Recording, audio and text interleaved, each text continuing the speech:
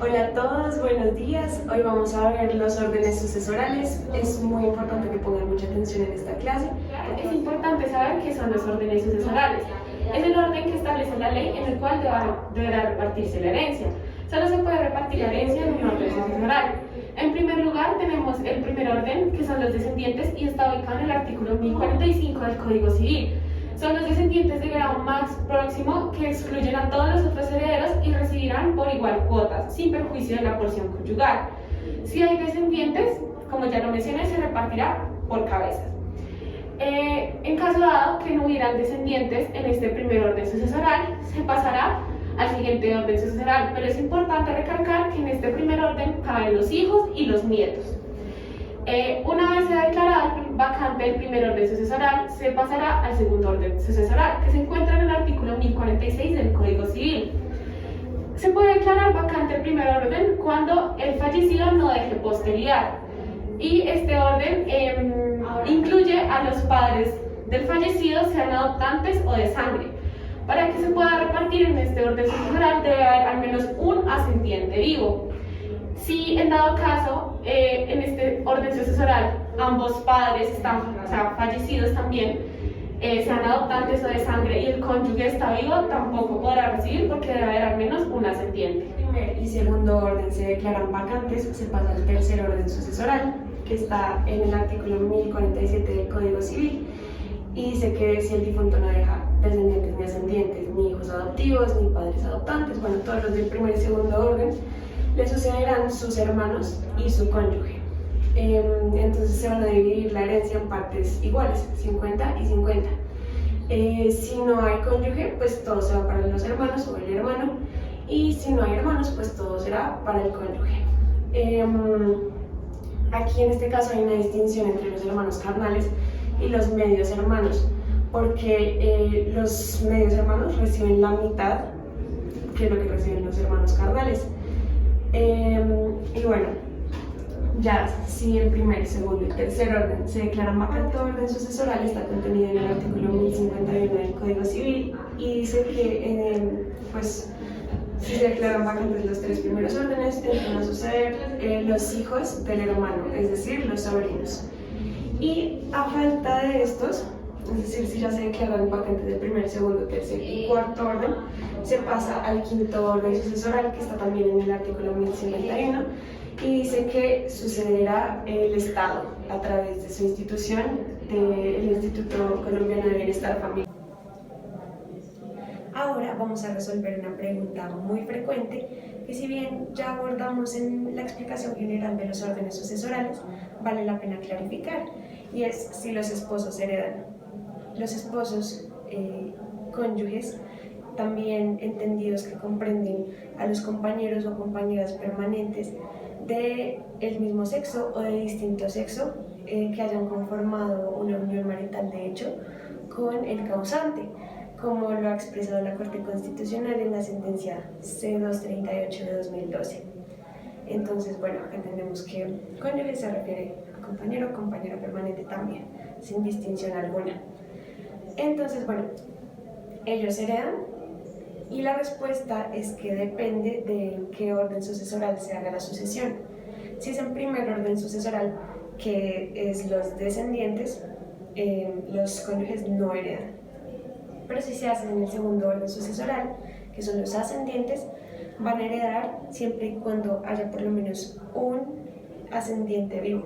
Es decir, por ejemplo, si Pablo y Natalia están casados y Pablo fallece, y Pablo tenía dos padres que eran Ángela y Miguel, entonces Natalia va a entrar a suceder con Ángela y Miguel, que son los padres de Pablo, y se van a repartir la herencia en tres partes iguales. Por ejemplo, si solo fuera un padre, si solo quedaba Miguel, por ejemplo, entonces Natalia y Miguel se repartirían la herencia 50-50. Y así, pero por ejemplo, si no hay nadie en el nivel de los ascendientes, pues Natalia no va a poder entrar a heredar en este orden, sino que va a tener que entrar en el tercer orden sucesoral. El tercer orden sucesoral pues son los hermanos y el cónyuge. Entonces acá se repartiría la herencia 50% sí o sí para el cónyuge y 50% para los hermanos. Entonces, por ejemplo, si Pablo tenía 5 hermanos y ya habían fallecido sus padres y sus abuelos, entonces Natalia entraría a heredar el 50% de la herencia de Pablo y los otros 5 hermanos entrarían a heredar el otro 50%. Entonces digamos que eran 100 millones de pesos. Entonces Natalia hereda 50 millones de pesos y los otros 5 hermanos heredan los otros 50 millones de pesos, es decir, 10 millones de pesos para cada uno. Y si digamos Pablo no tuviera ningún hermano y ya se hubieran declarado vacantes el primer y segundo orden sucesoral, entonces Natalia entraría a suceder en el 100% de la herencia. Ahora, para hacer más fácil comprender este tema, vamos a ver un ejemplo que pueda aplicarse en la vida real. Marta es una señora de 40 años que está casada con Pedro y tuvo un hijo llamado Camilo. Sus padres son Alfredo y Ana, y asimismo tuvo un hermano llamado Andrés, que se casó con Laura y tuvo a Sofía. Entonces, en este caso, que Marta falleciera, el primer orden sucesoral nos indica que el primero en suceder es Camilo. Como Camilo es un único hijo, recibiría el 100% de la herencia y solo puede repartirse en un orden sucesoral. Pero digamos que Camilo falleció, no está. En dado caso, Alfredo y Ana, como los ascendientes de Marta, entrarían a recibir en el segundo orden sucesoral. En este orden sucesoral también podría recibir Pedro, su cónyuge, pero al menos uno de los ascendientes tiene que estar vivo. Entonces, digamos que Alfredo y Ana tampoco están. Entonces tendríamos que entrar a mirar el tercer orden sucesoral, porque el primero y el segundo ya fueron declarados vacantes. En este caso es el hermano y el cónyuge del fallecido. Entonces Andrés podría recibir el 50% y Pedro recibiría el 50%. Pero Andrés no está y Pedro tampoco. Y Andrés ya falleció. Entonces el cuarto orden sucesoral, una vez declarado el primero, el segundo y el tercero vacantes, nos indica que la sobrina de Marta, es decir, la hija de su hermano, podría entrar a recibir, es decir, Sofía. Finalmente, si Sofía tampoco estuviera viva, por razones del destino no está, el que entraría a recibir es el quinto orden sucesoral, es decir, el ICBF. Ahora nos parece importante hablar de los herederos forzosos en Colombia. Aquí el 50% de la herencia es de libre disposición y el otro 50% tiene que ir a los herederos forzosos. Estos herederos forzosos son los descendientes y los ascendientes. Entonces, por ejemplo, si Pepe fallece y Pepe tiene un hijo llamado Pacho, sí o sí el 50% de su herencia debe ir a Pacho. Si Pepe no tiene hijos, pero tiene padres que son Ana y Rafael, sí o sí el 50% de su herencia tiene que ir a Ana y Rafael. Eso significa ser heredero forzoso en Colombia. Queremos hacer una pequeña reflexión acerca del tercer orden sucesoral, que se reparte entre los hermanos y el cónyuge del causante. El inciso final del artículo 1047 del Código Civil expresa que los hermanos carnales recibirán doble porción que los que sean simplemente maternos o paternos, es decir, que los medios hermanos recibirán la mitad de lo que reciben los hermanos carnales del causante.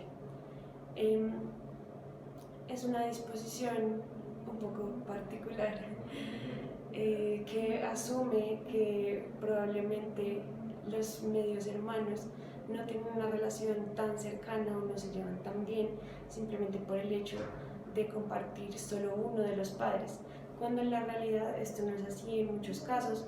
En muchos casos los medios hermanos son como si fueran hermanos 100% de sangre, como que no existe una distinción, se llevan perfectamente bien, conviven y pues en ese caso sí deberían pues recibir igual que los hermanos carnales. Aquí hay un poco de discriminación en torno al tema de la sangre, que tanta sangre compartes con el causante, eso es lo que te vas a llevar, pero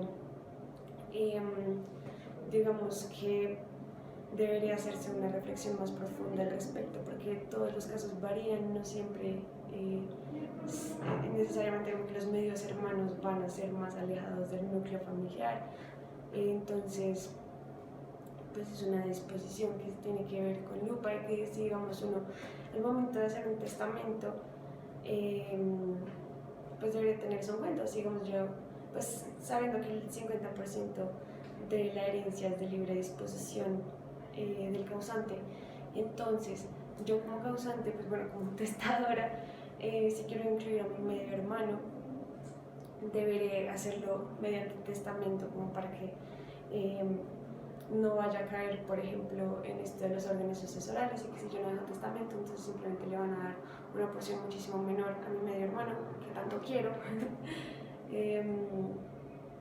con respecto a mis otros hermanos que también, pues que son de sangre, pero que igual, pues sí, no sé, no debería haber una distinción tan grande en este aspecto.